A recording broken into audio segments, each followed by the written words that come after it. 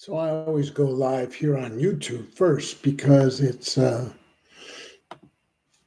harder to go live.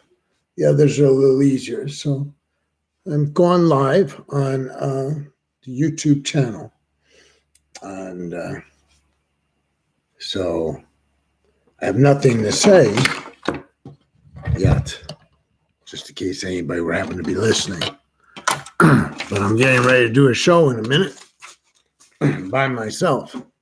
So see how that goes, huh? So the countdown begins.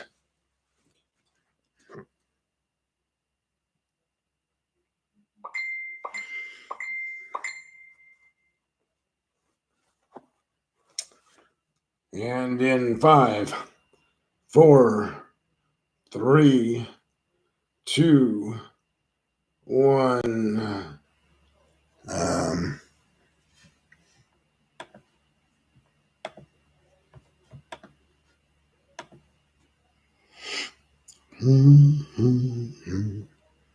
So we're going live all over the place, and the reason it looks a little weird tonight is because I'm here by myself. I explained that in the promo, but it's possible you all didn't listen to the promo, so you won't know what's going on, right? So I did the show by myself once. I don't know when, a few weeks back. Went okay. I used to do a show. I was host of Ken Goldberg's Law and Disorder on KYNG 105.3 for a number of years. And usually sometimes I had a co-host and sometimes I didn't. So today I don't, but let's explain why. In case you missed the promo. AJ's not here.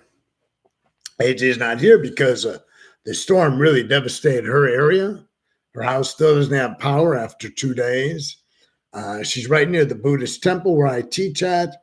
That got hit hard. I understand there were 50 people pretty much working most of the day yesterday at the Buddhist temple, trying to get it cleaned up, and still had a lot of work to do. A lot of trees. The roof has been damaged significantly. I saw pictures with doors blown off. And that area doesn't have traffic lights. At least it didn't earlier today. So in other words, if you want to leave that neighborhood or go to that neighborhood, there were no there were no lights. Traffic lights, traffic control lights. So it really has been a mess. So for AJ to go to her office like an hour and a half, which normally that would not even be close to the case. So she's been caught up in all of this and wasn't able to make it here. She sends her regards. Maybe I'll call her during the show, see how that goes.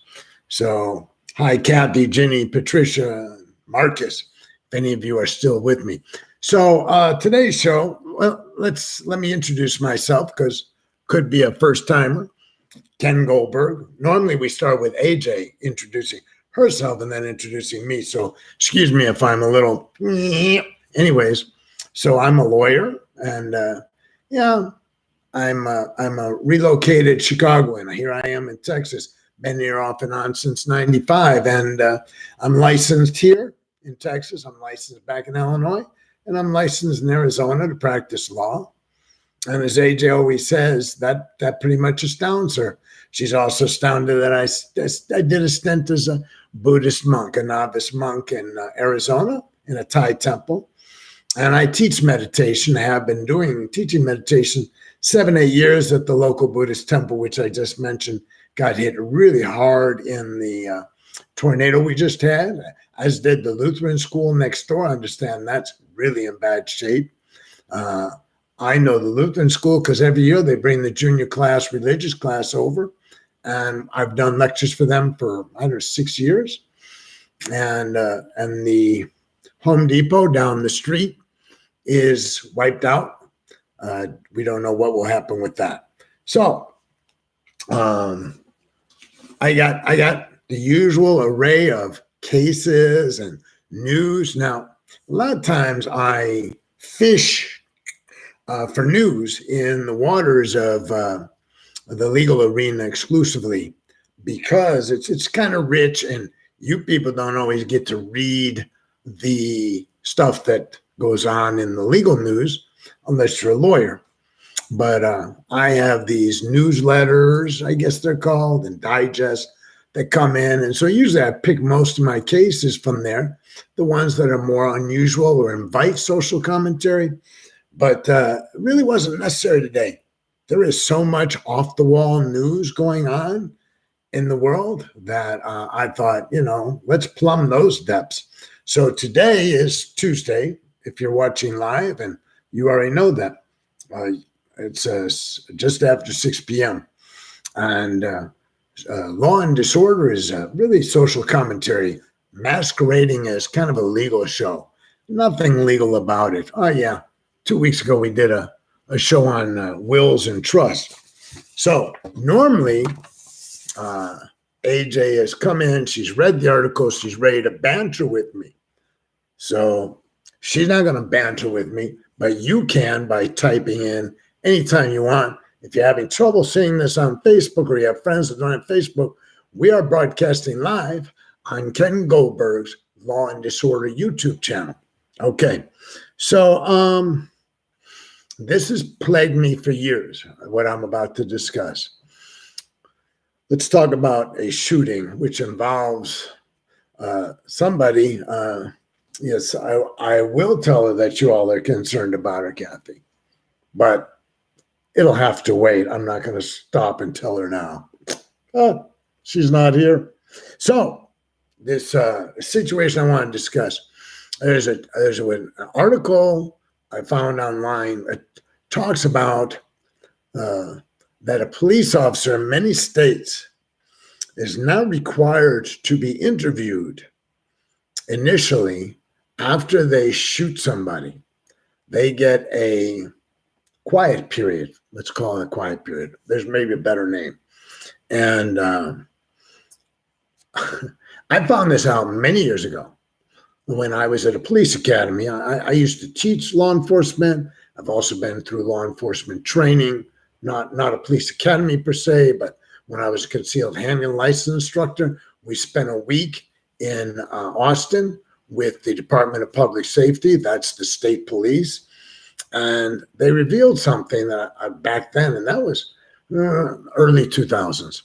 And I went off then, and I want to go off now because it's in the news. So a police officer gets kind of a cool down period after they shoot somebody before they must submit to an interview. And the police claim that this is necessary because in the heat of the moment, your thoughts are scattered. It's difficult. You need some time to think about what happened. Now, a cynic may say they need time to get their story together and find out what facts the police officers get at the investigation. But let's not be cynical. Let's look at it from a different perspective first.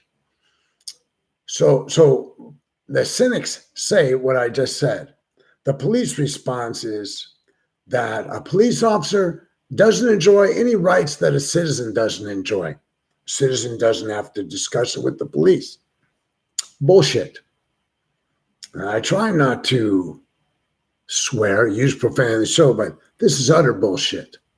And I'm going to explain why. So Joe Citizen is involved in a shooting. They're going to be questioned immediately. I mean, as quickly as possible, the police are going to try to interrogate and secure evidence. That interrogation is for one purpose, to secure evidence. So there's no other design to a questioning. Of course, if you know me as a lawyer, you know that I always say, shut up. You got nothing to say. Wait for your lawyer. But psychologists have done studies in this. They have discovered that there's inherent compulsion to explain and or confess. So a lot of people have already made statements before the attorney gets there. And most of the time, if you make a statement, you will be convicted. And let me explain why. So every homicide I ever did in court, if my client made no statement, my client did not get convicted. Because whether you say you did it or didn't do it, doesn't matter. You're saying something. And in the course of saying something, you're providing either a negative or a positive for the police. But no, you're always providing positive. So you say, I didn't do it. Well, let's pretend at some point you did do it, but you're denying it. The fact that you're denying it usually means you have to say something in accordance with that. Oh, so where were you? Well, I was at Bobby's house, whatever. You're establishing an alibi. That alibi now could fall apart. Even if it's true, it could fall apart, right? Bobby was drunk. Bobby doesn't even remember you being there. You say, I did it, but it was self-defense. Well, are we going to have evidence? Because self-defense is what you call an affirmative defense. So first you have to prove up some modicum of self-defense to shift the burden back to the state to prove that it wasn't self-defense. So your best path is to say nothing. But police don't say that. And while the courts will say to the jurors, you may not infer anything from the defendant's not making a statement. So you have what's called the Fifth Amendment. You can take the Fifth Amendment and you can say, I got nothing to say. I want to talk to a lawyer. And questioning is supposed to stop. Ostensibly, it's supposed to stop. So you've asserted the Fifth Amendment. They have to stop questioning you. It's an hour after this traumatic event. The police officer, he's being interviewed 72 hours after. Calm, cool, collected. The adrenaline's not pumping anymore. They've got their story down. So it's a complete and utter crap that somehow the ability to assert your Fifth Amendment rights is the equivalent of being able to wait to even be interviewed.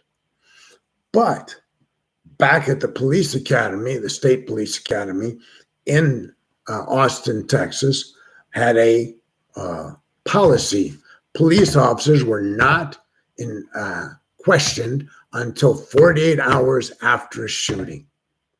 They weren't questioned. Do you understand what I'm saying? That's 48 hours to be calm, cool, collected, and ponder what it is you think you need to say. So the police unions, here, let me quote a police union. Oh, by the way, I highlight some things in the article, and normally I don't have to refer to them because AJ is. More than a dozen states have what are called law enforcement officers' Bill of Rights, often carved into law. And those with unions often provide similar protections as part of negotiated contracts. The shortest period of time is typically 24 hours, but some allowances for up to 2 weeks before the police officer can be interrogated. Oh, it wouldn't be interrogated, it'd be questioned. Law enforcement officials contend the grace period is critical after such traumatic events and that officers be given the same rights as any citizen to refuse to talk with investigators. They talk about the research that details physiological and psychological toll that traumatic events have on the human body. So a cop who's trained for these traumatic events should be given some sort of latitude before they have to talk to police. But an untrained civilian who's just been involved in this traumatic physiological and psychological event should be interrogated immediately, and a decision whether to charge them will be made in large measure upon that, plus whatever forensic evidence is gathered. So this cop, executive director of the Fraternal Order of Police, who represents 330,000 officers nationally, called the gap in time something available to the general public. I've already blown that out of the water. There are an awful lot of misconceptions. First of all, anyone who's being interviewed by the police with the potential for being charged has a right to decline to say anything. The difference is that police officers at every level decline to testify at the peril of losing their jobs, whether they're guilty or innocent. Police officers don't give up their civil and constitutional rights at the police station door. So now, I hope I've made it clear, this is total bullshit. The allowance for a time period before they're interrogated is crap. If you don't know what I'm talking about, I failed to communicate. All right, so next thing. This is not a legal article I want to talk about, but given the political climate right now, I thought it was relevant, but it's not a political article. It's about suicide in the heartland. What new studies are showing is that while the stock market is at a high and unemployment is a low, our suicide rate is going up. And that would seem to defy what you would expect in a good economy. So this research was done by the Brookings Institute, a very reputable think tank. So you're not going to belittle it by saying, Pepsi sponsored it. I thought there was some really interesting stuff. Significant sectors of our society are dying prematurely from preventable deaths, and they call it deaths of despair.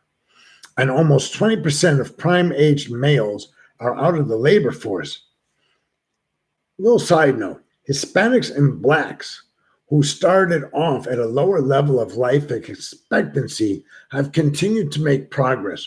And this is the theory behind why Blacks and Hispanics are doing better than white males in this study. It's because white males had a middle class that they aspired to and they achieved up until recently. They had manufacturing that they had access to, whereas Blacks and Hispanics have always had less access to the really good paying jobs. So white males in the heartland, I mean the Midwest and such, had access to success. And now that they don't have, the manufacturing has moved to China, it's moved to Mexico, it's moved to Thailand and Indonesia. So what we're having is this lack of job in confluence with opioid abuse and stuff, and these white males, middle-aged white males, are just killing themselves or overdosing.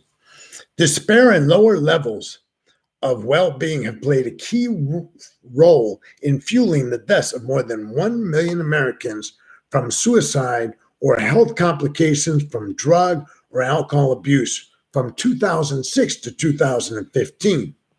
The highest mortality rates are most prevalent in America's heartland in states such as Arkansas, Mississippi, Alabama, Tennessee, Kentucky.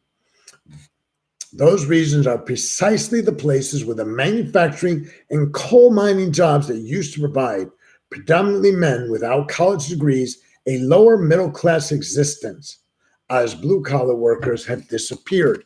So, man, that really sucks. Welcome those of you that have joined the show since I started. I hope you didn't miss anything important. The metric that really stands out is not a sort of happy versus unhappy. Happy today doesn't matter a whole lot. It is the ambiance of despair. It's hope for the future or lack thereof that's linked to premature mortality. So it's not that lower middle class men without college degrees that they're unhappy so much as they've lost sight of the future. They don't see hope. And that's what's causing this. That's pretty sucky. Now, I don't know why in such a fruitful time with the Trump administration, I'm just saying, why there wouldn't be this happy-go-lucky look for the future. We'll get to that another time. So it says that women and Blacks became more optimistic over time, beginning in the 70s when gender and civil rights improved.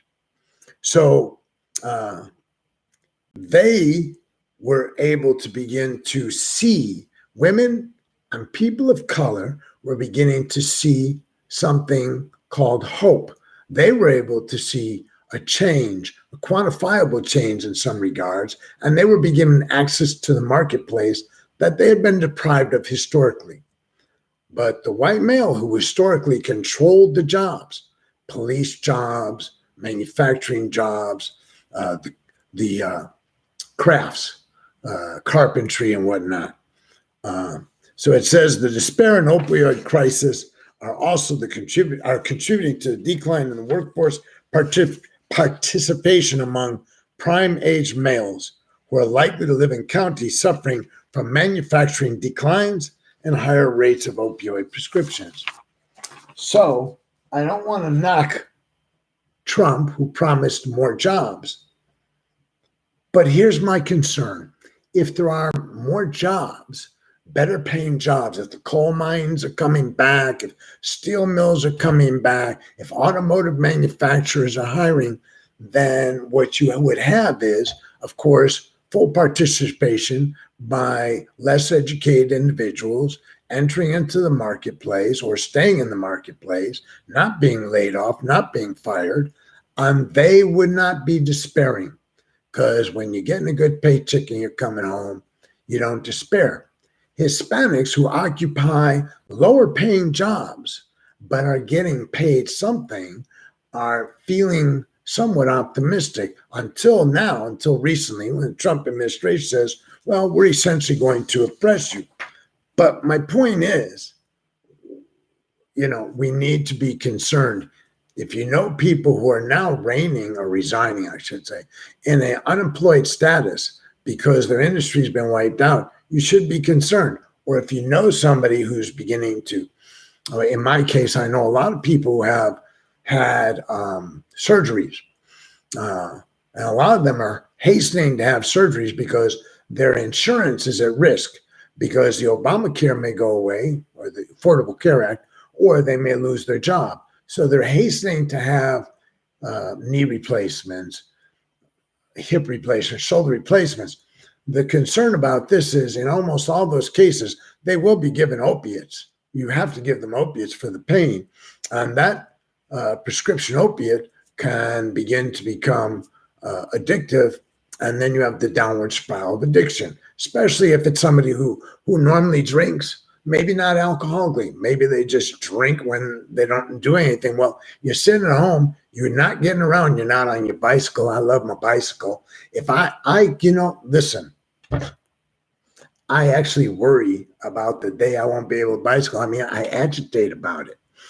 I'm like, what would happen? It happened to me back in Tucson when I lived there. I had an injury and I thought I wouldn't be able to hike, and I got all flustered. Anyways.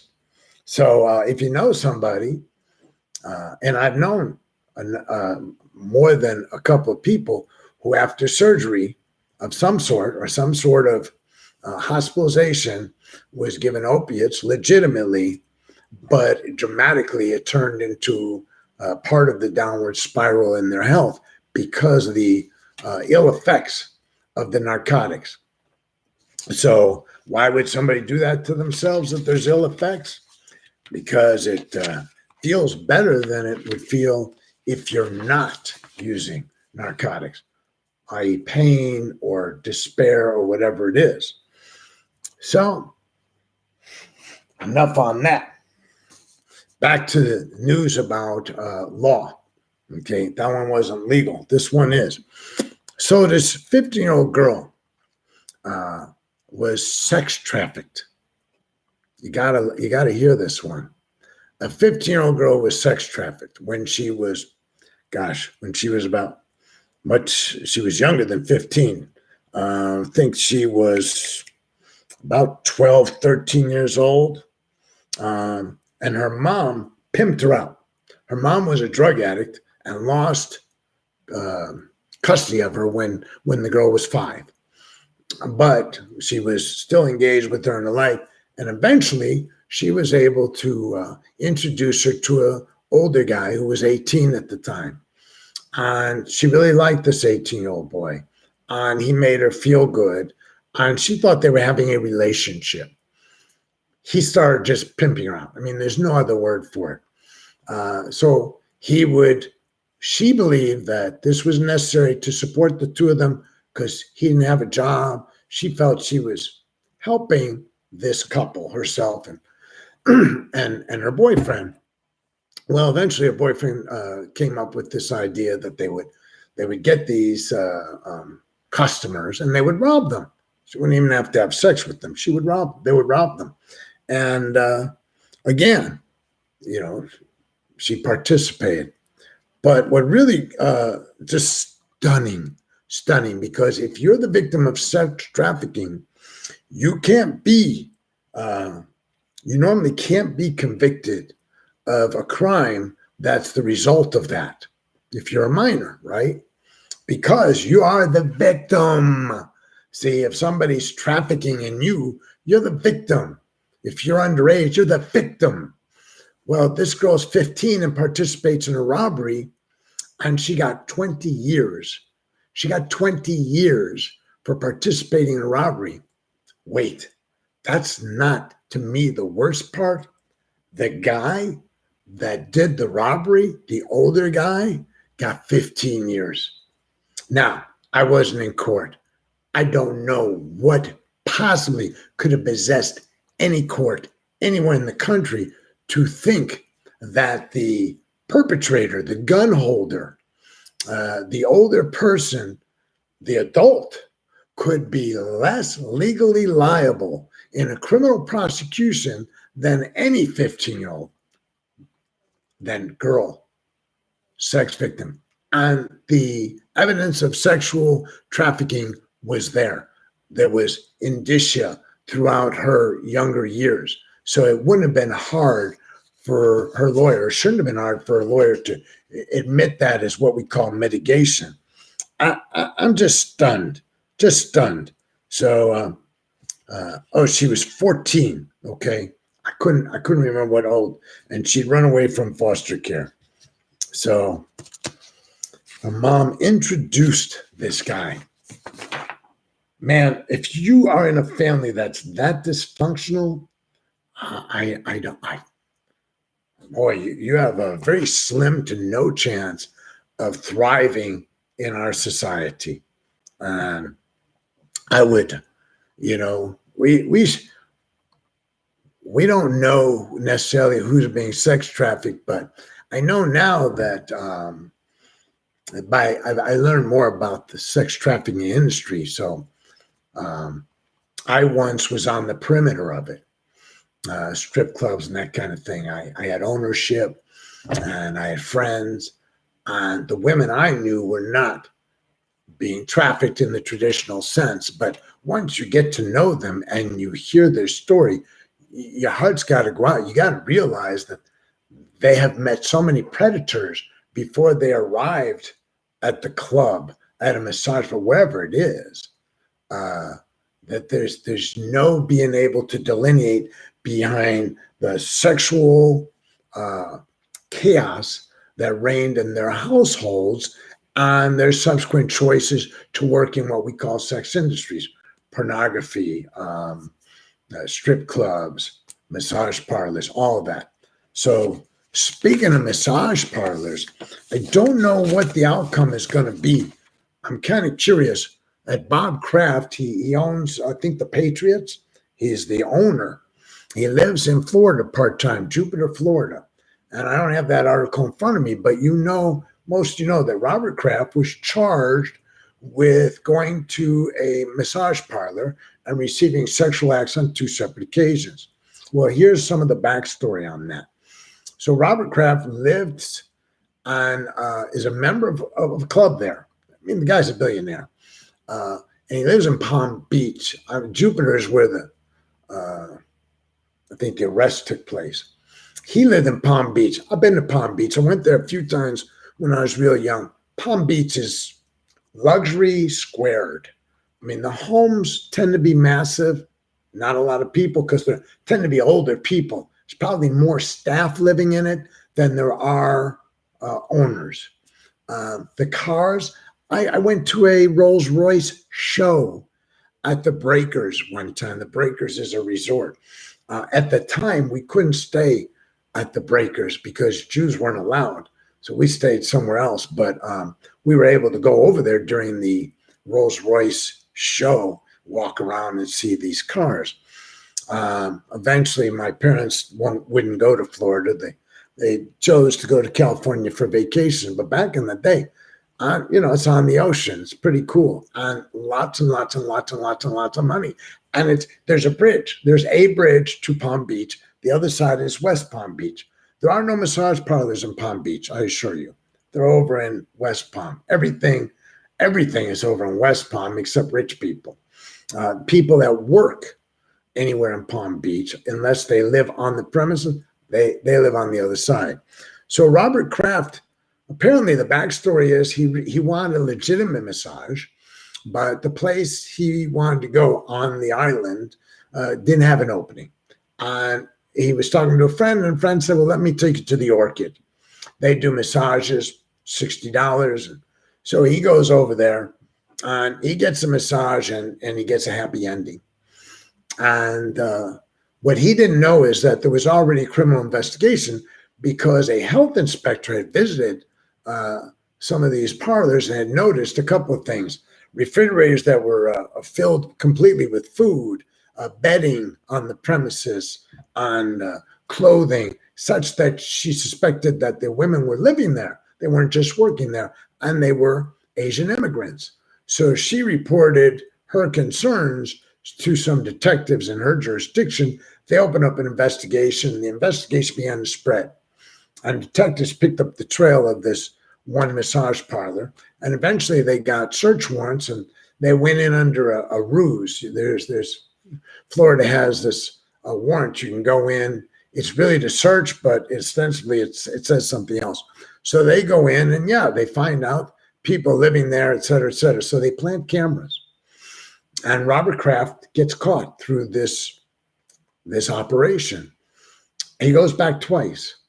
Now, his story is he really liked these women. There were two women. I think one was one of the owners, and one was one of the workers. And he didn't stay long. So part of the police sting was, as men went in, and they noted that if it's a massage parlor, why was it 99% men coming? Why weren't any women coming and getting a massage? So they, as part of the sting, they've got cameras, they're monitoring, they have surveillance. And when a car pulls away, they have already determined they'll stop the vehicle under some minor traffic infraction just so they can get the name of the person that was in there. And they stop Robert Kraft's friend who's driving a Rolls Royce or a Bentley. And, Robert Kraft apparently says, I have a Super Bowl ring. Anyways, they weren't going to arrest him at that time anyway, so it was all banter. And they got the names of the two guys in the car, his friend who was driving and him, and off they go. And they came back, and another time, I guess he came back by himself in his Rolls Royce, they say. And then he left. So anyways, everybody gets busted. The clients get busted, the staff get busted, the owners get busted. And there was an interview, the one owner who was a hands-on owner, and I don't mean that as a double entendre, but there was one who was apparently not as hands-on. She had bought the place, Chinese immigrant, came over here and was a legitimate masseuse. And she lived in California. But at some point, her children were grown and leaving the house. Her husband was divorcing her. And a friend of hers in Florida urged her to move to Florida and help out with massages there. And she saved enough money giving massages. I don't know what else she did. This is her story, that she landed up buying the Orchid. And over a period of time, and she created a daycare center for Asian immigrant women, especially for the ones that were working. And eventually she sold half of this to another woman. And then she focused on other matters while this woman ran the house of prostitution, essentially. And so she's like, I don't have anything to do with it, but she's awaiting trial on being a pimp. It's a misdemeanor. So whatever happens will happen. But speaking of sexual molestation and how it plays into the sex industry, I want to segue. I think Robert Kraft had the charges dropped against him. I don't know why. And I'm not opposed to him dropping charges because I have a real problem with the whole prostitution is illegal kind of thing, because no matter how you do it, you can't charge a man and a woman for having sex if there's no money exchanged. But if there's money exchanged, you can charge them. It's a crime to exchange the money. It's not a crime to have sex. That just seems Victorian to me. I'm not a big fan of the sex industry, but I'm not a big fan of prosecuting the sex industry. I would be a big fan of rehabilitation of people who enter the industry, trying to help them, whatever, reform so that they can find more healthy jobs. But back to what I started to say about sexual molestation. Apparently, Marie Osmond was on TV, a show called The Talk. I don't watch The Talk. I imagine it's like The View or any number of other talk shows. And Miley Cyrus apparently had tweeted or commented that she thought she had to be gay because all guys are evil. And so Marie Osmond, 60 years old, and everybody knows who the Osmonds are, she said that she questioned her own sexuality after she was sexually abused as a child. She said, when I was about 8 or 9, I actually thought I was gay. The reason is because I had been sexually abused to the point that men made me sick. I didn't trust them. I didn't like them. And the numbers of women who can legitimately claim to having been molested at an early age is so off the charts. And you don't have to believe the statistics, but let's say you cut the number in half because you say, all those people accusing these guys that most of them are lying. Well, let's say 50% are liars. And, we still have an astronomical amount of women in the United States, and then globally, forget it, man. The whole sexual molestation, sexual violence perpetrated against young girls. Not just young girls, there's young guys, but I want to stick with young girls for the moment. Because the numbers are so much more astounding.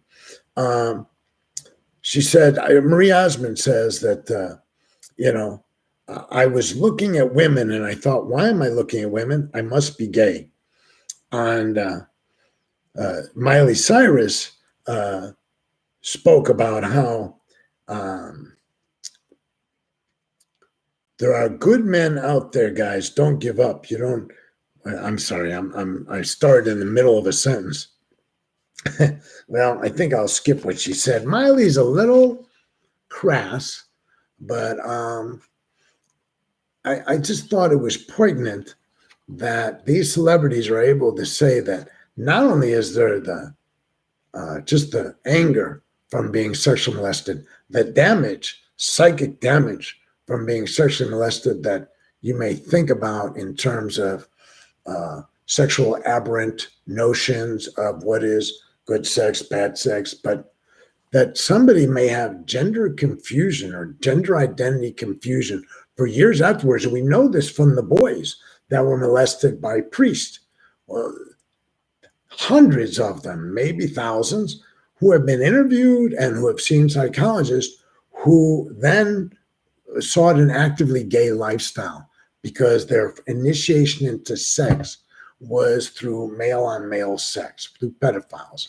So they often found themselves, as a young person, so confused because you have a trusted figure in a priest, for instance. And so you're in this dark realm, this arena that's ghostly, and you're making decisions about your sexuality with nothing but perversion as the foundation. Man, it just broke my heart to have Marie Osmond have to say, I hated men, so if I hated men, I must like women. So she was thinking she was gay, not because she had a proclivity for females, but because she had a hatred for men. That shouldn't be the way you choose your gender identity. All right, so I've got another article. It's a political article, but before I do that, I thought, we'll see if anybody wants to type any questions on any of the subjects. I don't know if anybody is actually listening anymore to the show because I have these three screens. You know, if you've ever watched that, it makes me crazy. I never actually know if we're broadcasting because the internet will go down and I don't know it. I sit in here talking, and I have three screens. I have Ken Goldberg on Facebook, Ken Goldberg's Law and Disorder page on Facebook that I broadcast on, and then the YouTube channel, Ken Goldberg's Law and Disorder YouTube channel. And so my screen is set up to monitor all three sites simultaneously. And AJ gets frustrated because I get frustrated because sometimes one of these will go down and I'm trying to fix it in the middle of the show. Kathy says we're still on the air, so that's good. So let me tell you, enough law because you all are not particularly, you're not asking any legal questions. So I started this book by, I think I mentioned last week, Richard Rohr. Apparently, Richard Rohr is much more popular than I knew, but somebody turned me on to this book called The Universal Christ. And I said 2 weeks ago or last week to AJ, I said, it's hard to self-identify as a Buddhist and be Anglo. And that I didn't always like being the odd person. And AJ's response is, you're going to be odd no matter what. That may be true.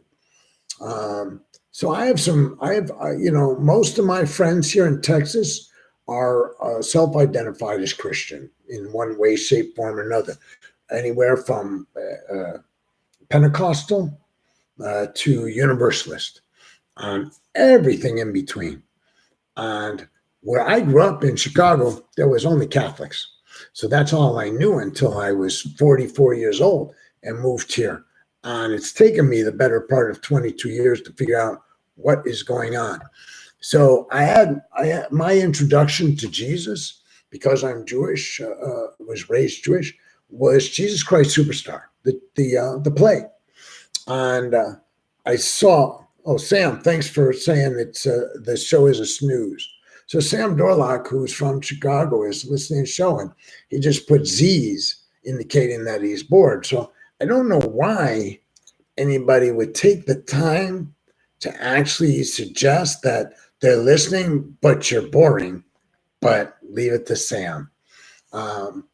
So in choosing identity as identifying, I found that Buddhism attracted me the most as an adult. So I've been a Buddhist chaplain and a Buddhist teacher now for about 9 years. And like everything else, being in Texas, Texas has an identity. And if you don't have that identity, you're kind of the odd man out. It's not, I don't get picked on. Of course, I don't get picked on because I got a gun. So that's probably more why I don't get picked on than the fact that somehow I have an engaging personality and everybody loves me. In fact, probably most of you don't love me. So this Richard Rohr wrote this book, Universal Christ. And I think it's a really cool book because it really puts Christianity in a very positive light, even for somebody who has no investment in Christianity, because it talks really about spirituality. And I'm really big on spirituality.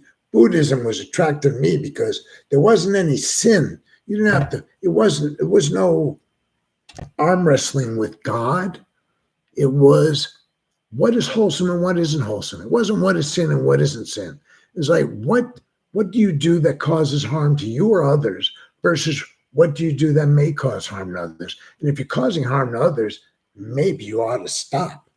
Even in speech, the Buddha taught, one, never speak of falsely, period.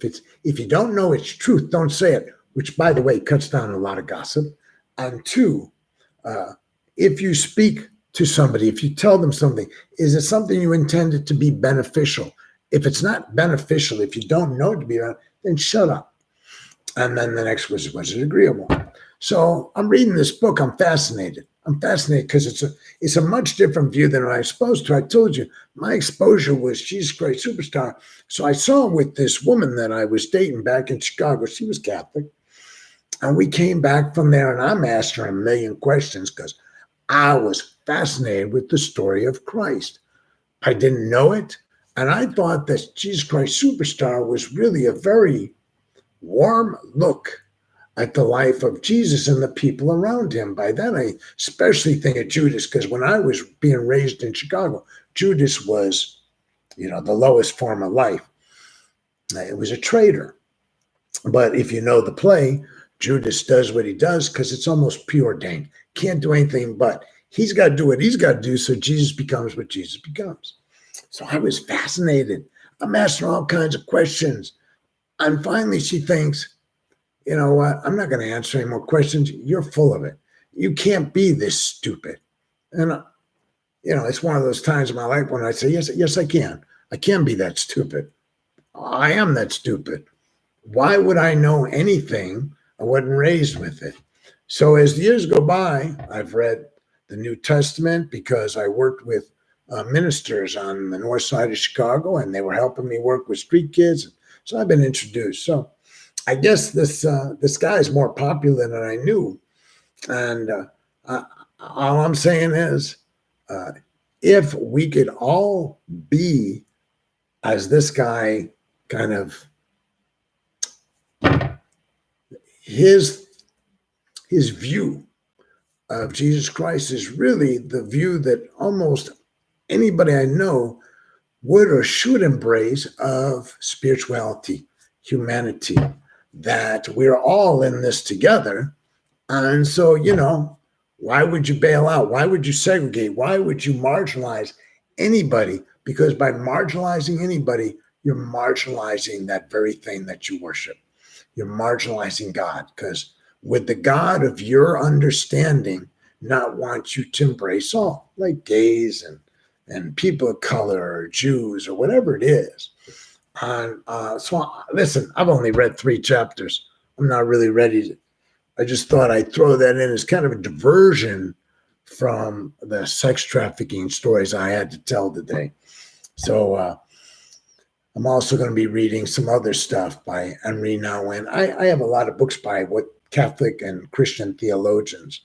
I've read hundreds of articles and periodicals about Buddhism. It's probably what I'm best versed on. I found them fascinating.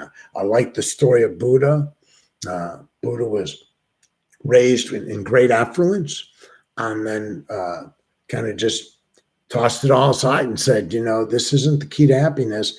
I'm going to go look for the key to happiness. So Buddha goes off, sneaks out of his father's palace, and becomes an ascetic, which means he run around in the woods with nothing on but maybe a loincloth, doesn't comb his hair grows out, doesn't eat except that which is absolutely essential to life. So it may be a few grains of rice and some water, and says, well, you know what? This suffering is not working for me. This path to enlightenment, this is not the path, this abject suffering, this running around and punishing myself, in essence, renunciation of all things, all comforts. I sleep on the ground.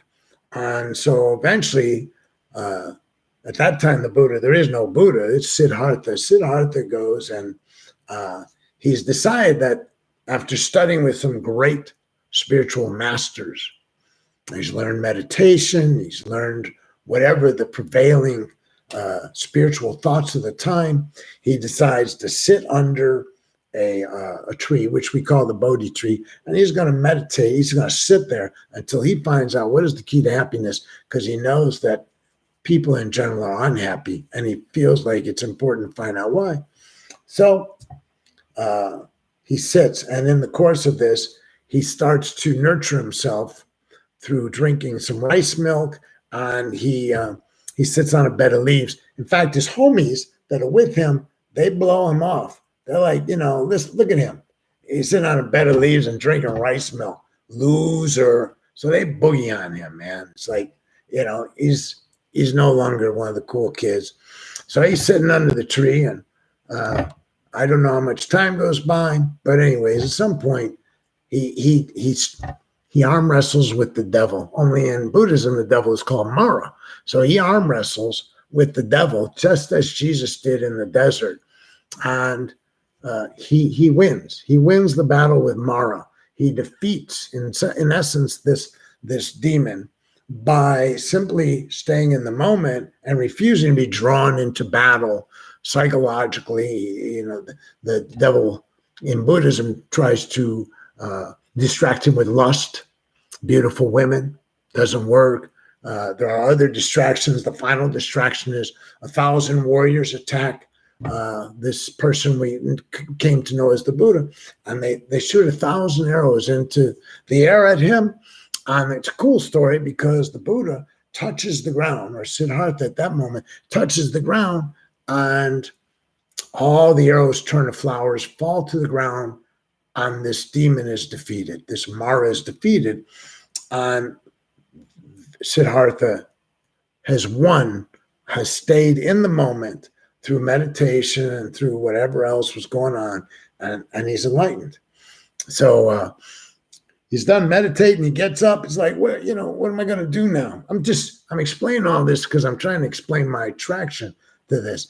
He decides he should do something with this. He knows he's enlightened, but he doesn't know what to do with it. So after a while, he decides, well, he's going to go talk to his former teachers, but it turns out they've passed away.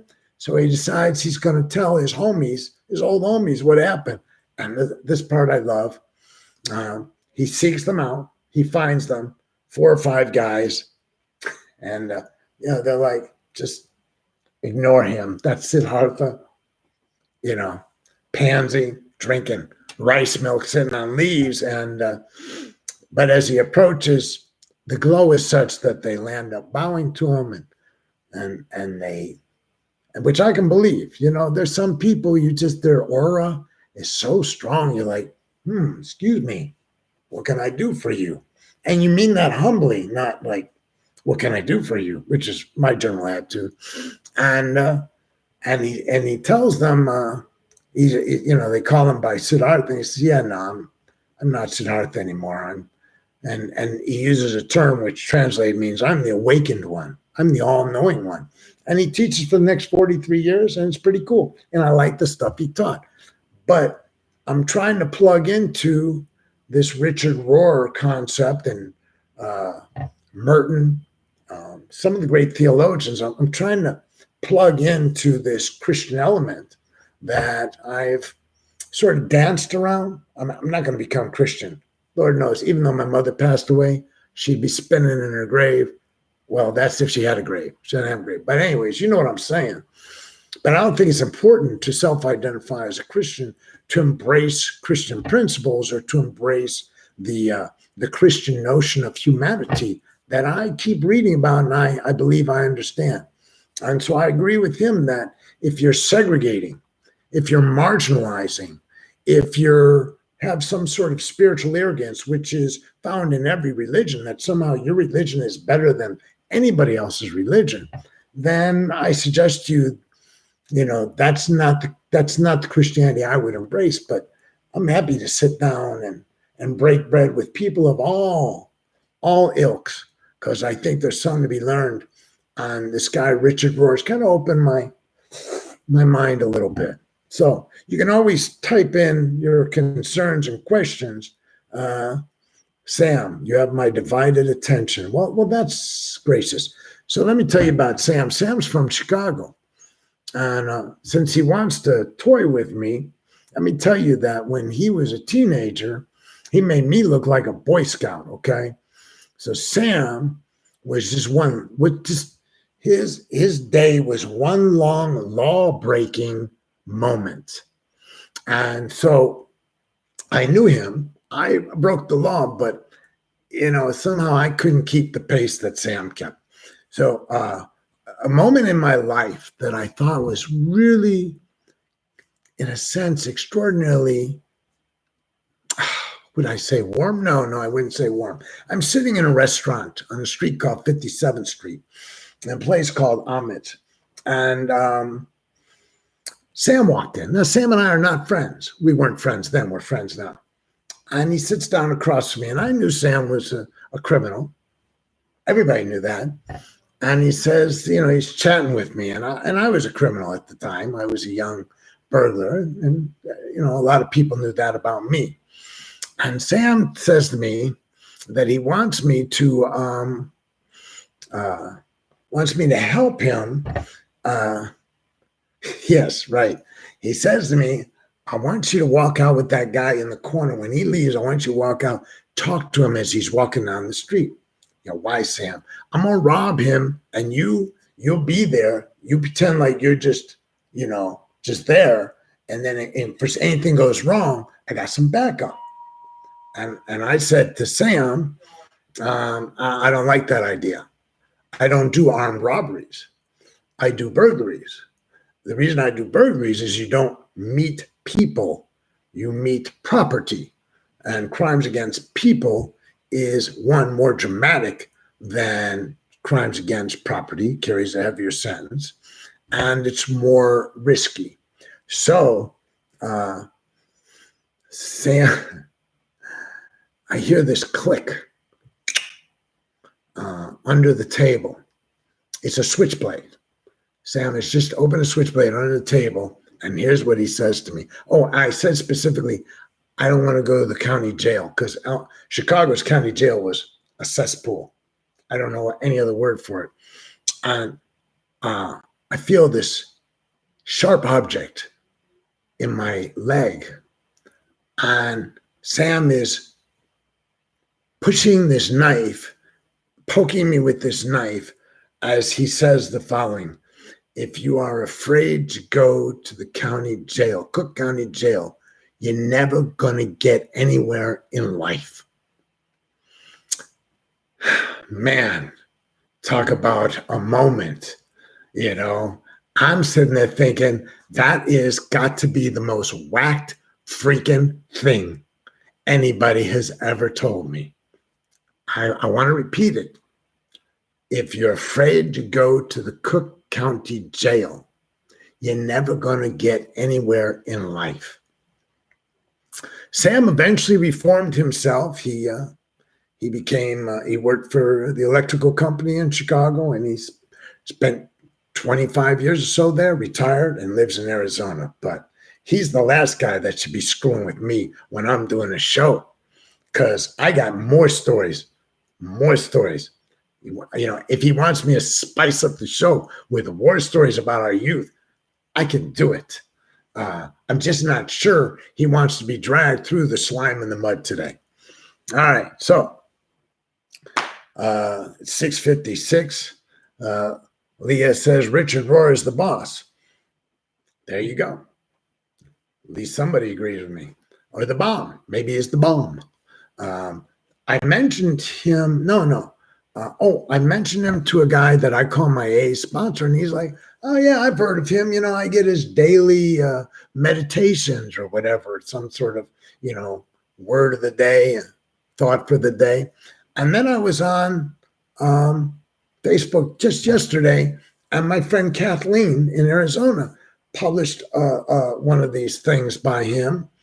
And I said, I just started reading him and saying, oh, yeah. She said, I saw him once when he was lecturing. And she said, but I don't get all this stuff. And he's got this other stuff that's mathematically weird. But then she also said he's sick and he may be on the verge of dying. But so is Thich Nhat Hanh. There are just, I like what he says in his book too about there are great theologians in all the walks. There have been people who are clearly were the essence of Christ, his image of Christ, because the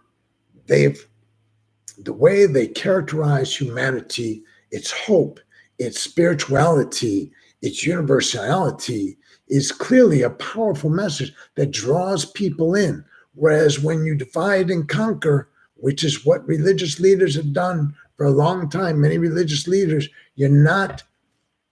that's not the heart and soul of what he says Christianity was intended to be.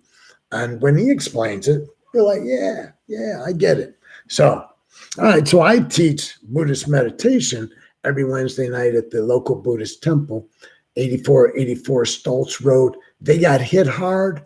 I'm still going to be there tomorrow night. I've never missed a week unless I was out of town. We had to miss one time because there was a shooting right down the street and the police were swarming, and it we weren't able to get in or out.